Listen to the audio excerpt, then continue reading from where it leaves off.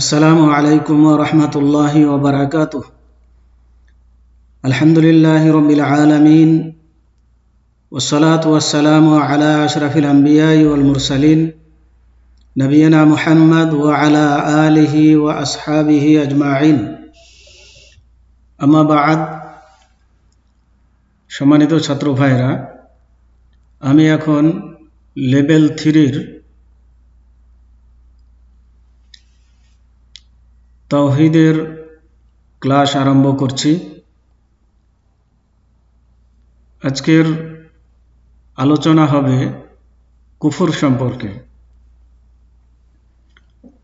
আমরা জেনে নিই যে কুফর কাকে বলে, কত প্রকার এবং কি কি। তো প্রথমে কুফরের আবিধানিক অর্থ। কুফর বলা হয়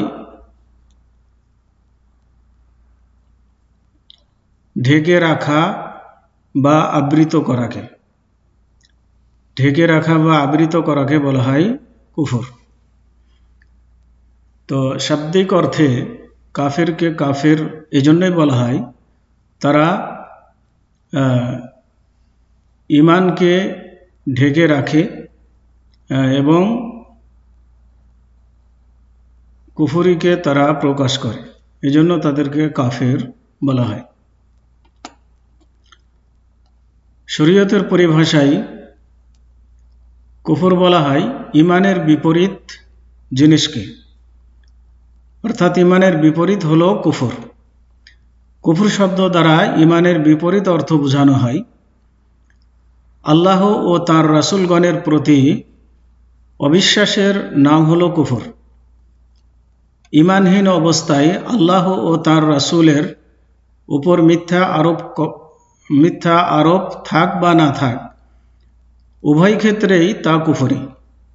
বরং সে ব্যক্তির মধ্যে যদি আল্লাহ ও তাঁর রাসূলের সম্পর্কে মনে সন্দেহ, বিমুখতা, বিদ্বেষ ও অহংকার এর কারণে কিংবা শরীয়তের বিধানের আনুগত্যে প্রতিবন্ধকতা সৃষ্টিকারী কোনো প্রবৃত্তির অনুসরণের কারণে ঈমান গ্রহণ করা থেকে বিরত থাকে, সব অবস্থায় তা কুফরি বলে বিবেচিত হবে। যেগুলো উল্লেখ করা হলো এগুলো সবগুলোই কুফরের অন্তর্ভুক্ত। বিভিন্ন কারণে কুফরি হতে পারে, যে কারণেই হোক সবগুলোই কুফরি। অনুরূপভাবে নবী ও রাসূলগণের সত্যতা সম্পর্কে অন্তরে গভীর বিশ্বাস থাকার পরেও যদি শুধুমাত্র বিদ্বেষের কারণে আল্লাহ ও তাঁর রাসূলকে মিথ্যা জানা ও অস্বীকার করা বড় কুফরি। তার মানে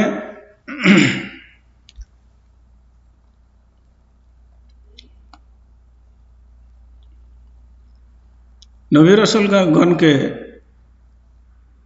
যে সত্য জানার পরেও যদি বিদ্বেষের কারণে, কোনো স্বার্থের কারণে বা অহংকারের কারণে যদি তাকে মিথ্যা জানা হয় বা অস্বীকার করা হয়, তাহলে সেটাকে কুফরি হিসাবে আখ্যায়িত করা হবে। কুফরের প্রকার, তার মানে কুফর কয় প্রকার? কুফর হচ্ছে দুই প্রকার। প্রথম প্রকার কুফর হচ্ছে বড় কুফর, যা ব্যক্তিকে মিল্লাতে ইসলাম থেকে খারিজ করে দেয়। এই প্রকার কুফর 5 শ্রেণীতে বিভক্ত।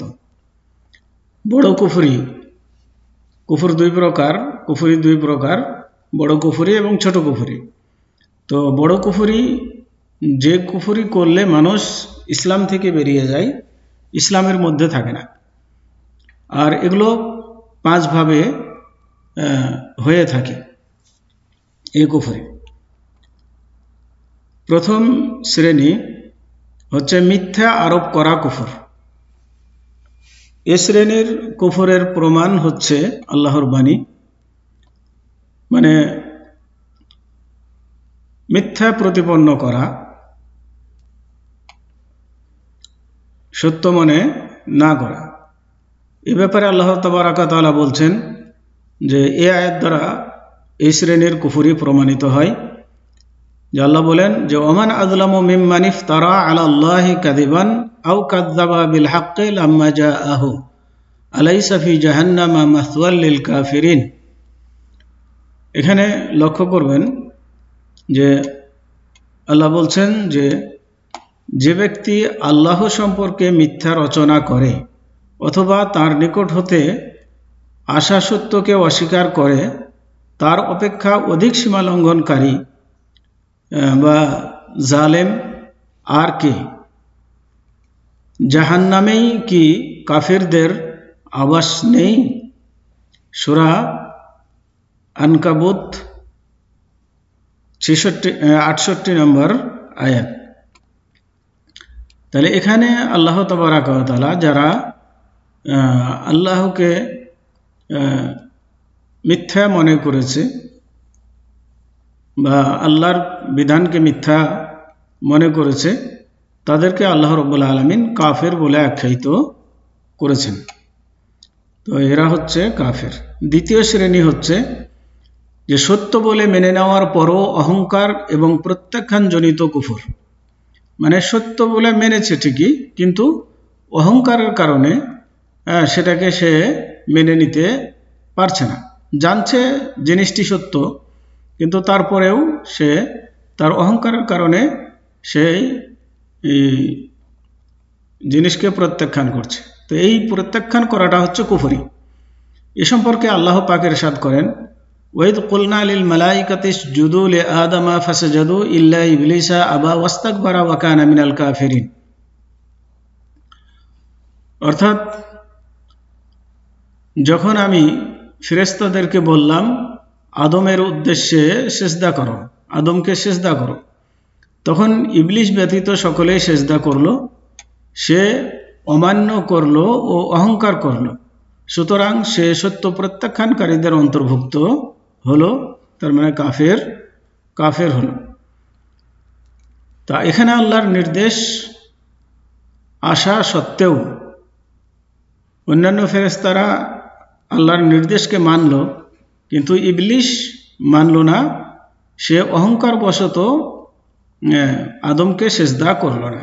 সে মনে করলো যে আমি আদমের চেয়ে উত্তম, কাজেই আমি কেন আদমকে সিজদা করব। এই অহংকারের কারণে সে সিজদা করেনি, যার কারণে আল্লাহ তাকে কাফের বলে আখ্যায়িত করেছেন। তৃতীয় শ্রেণী হচ্ছে সন্দেহজনিত কুফর। এটি হচ্ছে অনুমান ও ধারণাজনিত কুফর। যেমন আল্লাহ পাক ইরশাদ করেন, ওয়াদাখালা জান্নাতাহু ওয়া হুয়া যালিমুল লিনাফসিহি ক্বালা মা আযুন্নু আন তাবিদা হাযিহি আবাদা ওয়া মা আযুন্নু আস-সাআতা কায়িমাতান ওয়া লা ইরুদিতু ইলা রাব্বি লা আজিদান্না খায়রাম মিনহা মুনকালাবা ক্বালা লাহু সাহিবুহু ওয়া হুয়া ইউহাওয়িরুহু আকাফারতা বিল্লাযী খালাকাকা মিন তুরাবিন সুম্মা মিন নুতফাতিন সুম্মা সাওয়াকা রাজুলা লাকিন্না হুয়াল্লাহু রাব্বি ওয়া লা উশরিকু বিরাব্বি আহাদা। অর্থাৎ দুইজন মানুষের কথা, দুইজন বন্ধুর কথা আল্লাহ রাব্বুল আলামিন এখানে বর্ণনা করছেন, যারা তাদের বাগানে প্রবেশ করার পরে অহংকার করে বলেছিল, তার মানে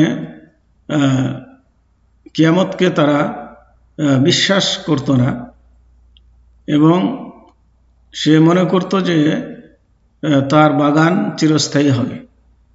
তো এই আয়াতের অর্থগুলো পড়লে স্পষ্ট হবে যে এভাবে নিজের প্রতি জুলুম করে সে তার বাগানে প্রবেশ করল। সে বলল, আমি মনে করি না যে এ বাগান কখনো ধ্বংস হয়ে যাবে এবং আমি মনে করি না যে কিয়ামত অনুষ্ঠিত হবে। আর যদি কখনো আমার পালনকর্তার কাছে আমাকে পৌঁছে দেওয়া হয়, তবে সেখানে এর চেয়ে উৎকৃষ্ট স্থান পাব। এ বলে সে কিয়ামতকে সে অস্বীকার করলো, কিয়ামতের প্রতি সন্দেহ পোষণ করলো এবং সে ভাবলো যে তার বাগান চিরস্থায়ী থাকবে, কোনোদিন এটা নষ্ট হবে না। তো এর উত্তরে তার বন্ধু তাকে বলল, তুমি তাকে অস্বীকার করছো যিনি তোমাকে সৃষ্টি করেছেন মাটি থেকে, অতঃপর বীর্য থেকে। তার মানে মানুষের সৃষ্টি প্রথমত মাটি থেকে, এরপরে দুনিয়াতে মানুষ আসছে পিতামাতার ওরসে বীর্যের মাধ্যমে, এবং তারপর পূর্ণাঙ্গ করেছেন তোমাদেরকে মানবাকৃতিতে। কিন্তু আমি একথাই বলি, আল্লাহই আমার প্রতিপালক এবং আমি কাউকেও আমার প্রতিপালকের শরীক করি না। সূরা কাহাফ 35 থেকে 38 নম্বর আয়াত।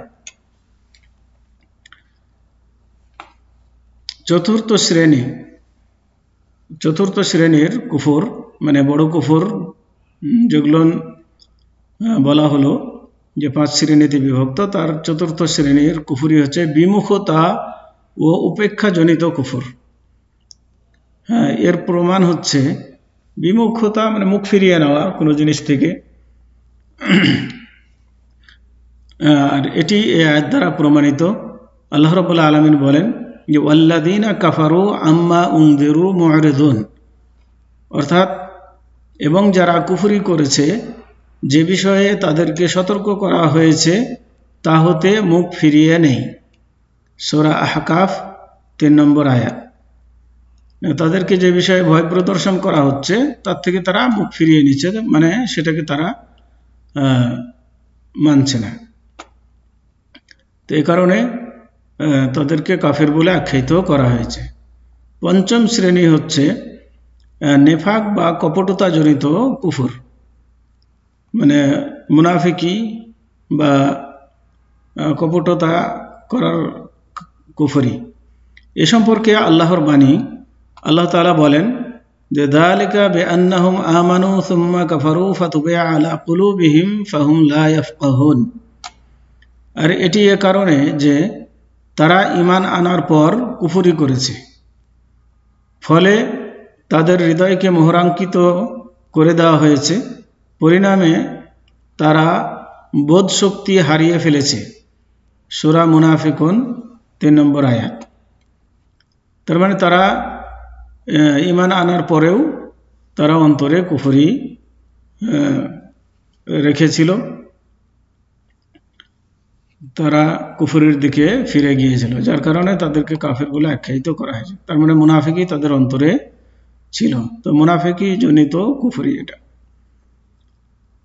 তো এবার আসুন ছোট কুফর। ছোট কুফর ব্যক্তিকে মুসলিম মিল্লাত থেকে খারিজ করে না। এ প্রকার কুফর ঈমানদার ব্যক্তির আমল ও কর্মের ক্ষেত্রে হয়ে থাকে। তো আমরা ছোট কুফরি যেগুলো, সেগুলো মুমিন ব্যক্তিদের আমলের মাধ্যমে হয়ে থাকে। আর এই কুফরির কারণে মানুষ মিল্লাতে ইসলাম থেকে বেরিয়ে যায় না, বরং ইসলামের মধ্যেই থাকে, কিন্তু এটি বড় পাপ, বড় কবিরা গুনহার অন্তর্ভুক্ত। তো এটা এমন এক গুনাহকে বলা হয় যা কোরআন ও হাদিসে কুফর নামে নামকরণ করা হয়েছে। তাহলে যে ধরনের গুনাহকে আল্লাহ বা তার রাসূল সাল্লাল্লাহু আলাইহি সাল্লাম কুফর বলে আখ্যায়িত করেছেন, এই ধরনের গুনাহ যারা করবে তারা ছোট কুফরিতে লিপ্ত বলে আখ্যায়িত হবে,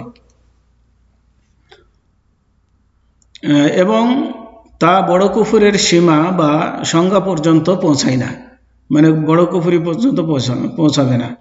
যেমন আল্লাহর নিয়ামত বা অনুগ্রহের কুফরি সম্পর্কে কোরআনে উল্লেখ আছে।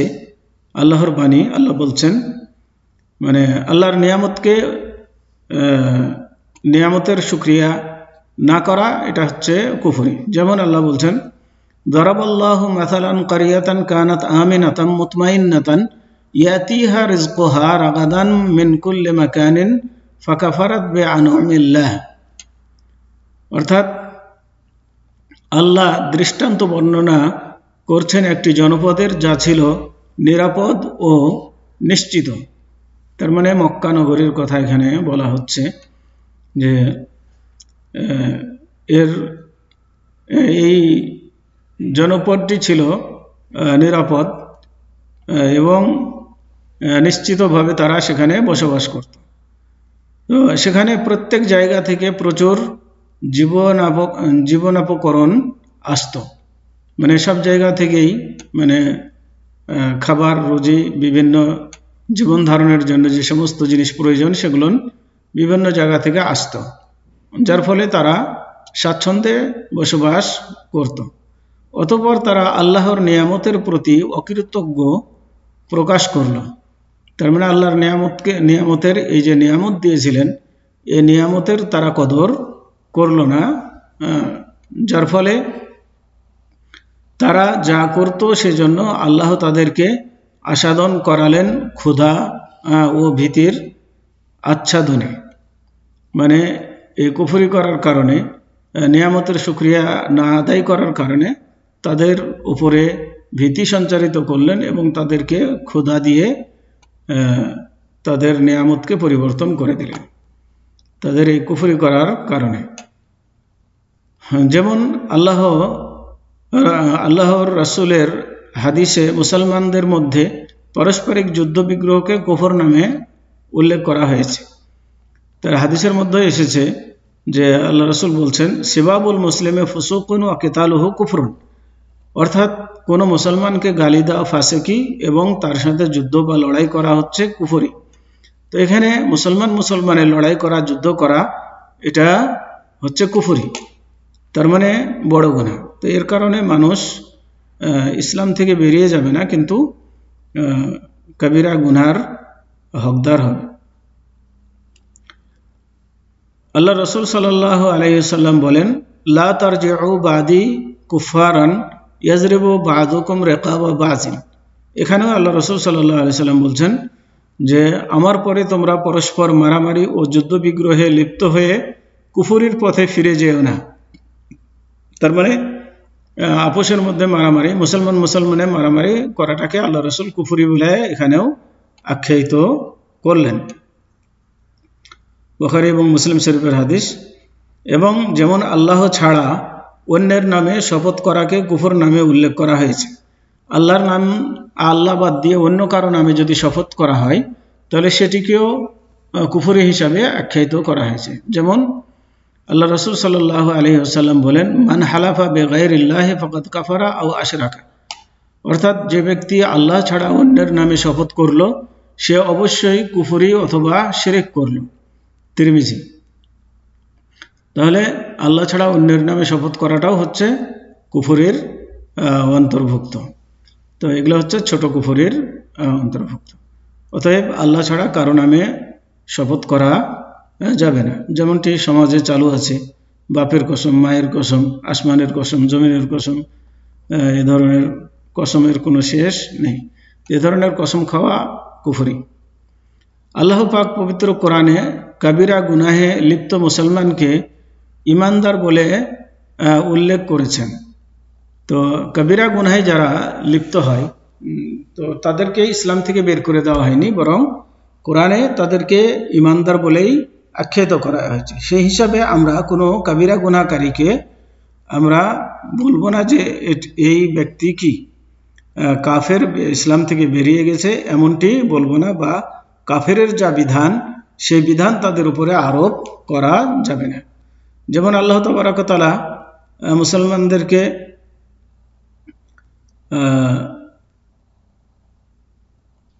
সম্পর্কে বলছেন, ইয়া আইয়ুহাল্লাযীনা আমানু কুতিবা আলাইকুমুল কিসাসু ফিল কাতলা। তো এখানে আল্লাহ রাব্বুল আলামিন মানে হত্যাকারীর ব্যাপারে যে ফয়সালা দিয়েছেন, তো এই ফয়সালার মধ্যে যারা আপোষে লড়াই করে মারা গেছে বা কেউ কাউকে যদি হত্যা করে থাকে, তাহলে পরে হত্যা করার কারণে সে কাফেরে পরিণত হয়নি, বরং সে মুমিন বা মুসলমান আছে। যেমন এখানে আল্লাহ রাব্বুল আলামিন বলেন, ইয়া আইয়ুহাল্লাযীনা আমানু, হে ঈমানদারগণ। তাহলে এখানে মুমিন বলে আখ্যায়িত করেছে কাদেরকে? যারা একে অপরকে হত্যা করেছে তাদেরকেই মুমিন বলে আখ্যায়িত করেছেন। আল্লাহ বলছেন, হে মুমিনগণ, নিহতদের ব্যাপারে তোমাদের জন্য কিসাসের বিধান দেওয়া হয়েছে। তো এখানে আমাদেরকে বুঝতে হবে কথা যে কাউকে হত্যা করার কারণে যদি সে ঈমান থেকে বেরিয়ে যেত, ঈমান হারা যদি হয়ে যেত, তাহলে আমানু বলে আল্লাহ রাব্বুল আলামিন আখ্যায়িত করতেন না। তার মানে সে ব্যক্তি এখনো কি আছে? মুমিন আছে, যে কারণে আল্লাহ রাব্বুল আলামিন তাকে আমানু বলে আখ্যায়িত করেছেন এবং তার বিধান বর্ণনা করেছেন।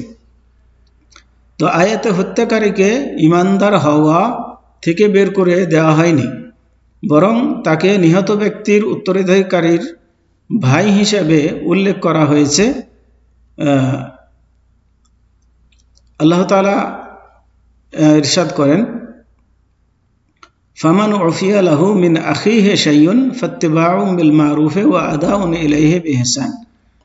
এখানে লক্ষ্য করুন যে আল্লাহ রাব্বুল আলামিন বলছেন যে কিন্তু তারা ভাইয়ের পক্ষ থেকে কিছুটা ক্ষমা প্রদর্শন করা হলে যথাযথ বিধির অনুসরণ করা ও সততার সাথে তার দেয়া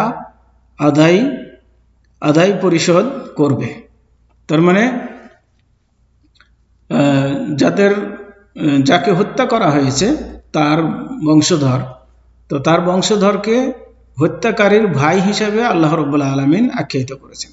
মানে তাদের পক্ষ থেকে যদি কিছুটা মওকুফ করা হয়, মানে এই জরিমানা যদি মওকুফ করা হয়, তাহলে বাকি যে জরিমানা তাদের হত্যাকারীর উপরে থাকবে সেটা যেন সুন্দরভাবে আদায় করে, এ কথা বলা হয়েছে। এবং এখানে হত্যাকারীকে হত্যাকৃত ব্যক্তির যারা অংশীদার তাদেরকে ভাই হিসাবে আখ্যায়িত করা হয়েছে। তাহলে এখানে যদি হত্যাকারী যদি কাফের, একদম ইসলাম থেকে বেরিয়ে যাওয়া সে কাফেরের মতো হয়ে যেত, তাহলে এখানে আখি বলে উল্লেখ করতেন না আল্লাহ রাব্বুল আলামিন, বরং অন্য কিছু বলতেন। তো এখান থেকে বোঝা গেল যে হত্যাকারী ইসলাম থেকে বেরিয়ে যায় না, বা এই কারণে তাকে কাফের বলা হয়েছে, কিন্তু ইসলাম থেকে বের হয়ে যাওয়ার মতো কাফের নয়, বরং ছোট কুফরি। আল্লাহ পাক আরো ইরশাদ করেন যে ওয়াইন তাইফাতানি মিনাল মুমিনিনা ইকতাতালু ফাআসলিহু বাইনাহুমা। এখানে লক্ষণীয় বিষয় যে আল্লাহ রাব্বুল আলামিন লড়াইকারী দুই দলকে মুমিন বলে আখ্যায়িত করেছেন। মানে যে দুই দল মুসলমান পরস্পরের বিরুদ্ধে লড়াই করছে, এই মুসলমানদেরকে, লড়াইকারী মুসলমানদেরকে আল্লাহ রাব্বুল আলামিন মুমিন বলে আখ্যায়িত করেছেন। আসুন অর্থটা আমরা জেনে নিই। যদি মুমিনদের মধ্যে দুদল দ্বন্দ্বে লিপ্ত হয়, তাহলে তোমরা তাদের মধ্যে মীমাংসা করে দিবে।